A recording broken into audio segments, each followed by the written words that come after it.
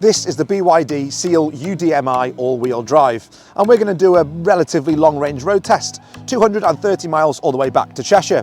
We're going to be checking out its MPG, how user-friendly it is on the interior, how comfortable it is, and of course, how it drives. So let's see how it gets on. So we're only 5 minutes into the journey, but it's worth noting that the Seal UDMI is actually a hybrid, not full electric. So when we started this journey, we had 462 miles on the clock of fuel, and we had 18% of battery. The UDMI is a really clever hybrid. You can use it just as an EV, so that the engine will actually just power the battery and charge up the battery, or actually you can just use it as a normal hybrid, so that the engine sometimes will kick in and power the wheels. You could of course let the car choose which is best to use, whether that's the electric battery or the engine itself. And actually on some trim levels, that means you can get up to 699 miles from one full tank of fuel. 699 miles! Those are some serious numbers, and it's all thanks to the clever hybrid technology. So, update, 30 miles in. You might be wondering why I'm giving you an update 30 miles in. That's because something interesting has happened. We have lost 30 miles on our fuel, as you may well expect, as we've done 30 miles. But we've actually gained 7% of battery, which is obviously a good thing, but very interesting. We are very nearly halfway, so a little update on usability. It's good. Yeah, it's good. The screen is massive in the middle. It is huge. It's really easy to navigate, really easy to use. The voice control is excellent, really, really good. It's spot on. It doesn't seem to miss a lot. There's not much delay when you ask it to do something, which is brilliant. Obviously, I'm using Apple CarPlay as well, and the Apple CarPlay is excellent. You can obviously use Siri with that as well. So that's nice and quick. So you can control your car without really actually needing to use many or any buttons, which is brilliant. To the center console, and it's nicely designed. We've got a few shortcut buttons, not that you need to use them because you can use the voice control, which is excellent.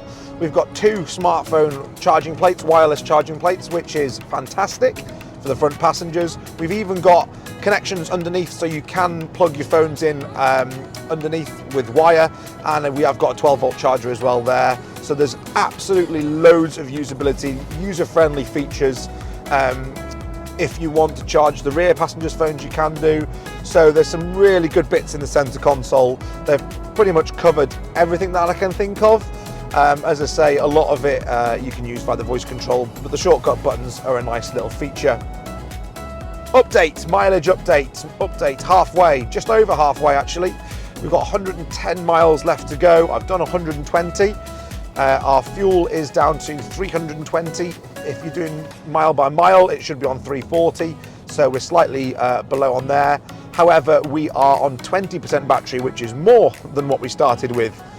As I've been driving along, I have been using the maps, I've been using Spotify, Apple CarPlay, I've got 2 mobiles on charge, I've got the air conditioning on, I've been using the adaptive cruise control, so driving it exactly as you normally would, and that really, the numbers don't surprise me too much.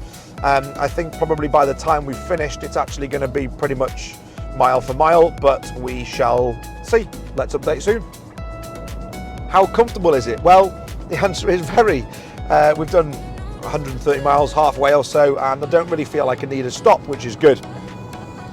Both front seats are electronically adjusted, so it's really easy to find a comfortable position.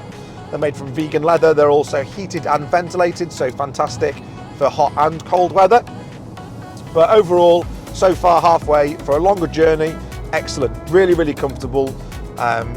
It's easy to find a nice position, so overall, excellent. So the sound system is an Infinity sound system.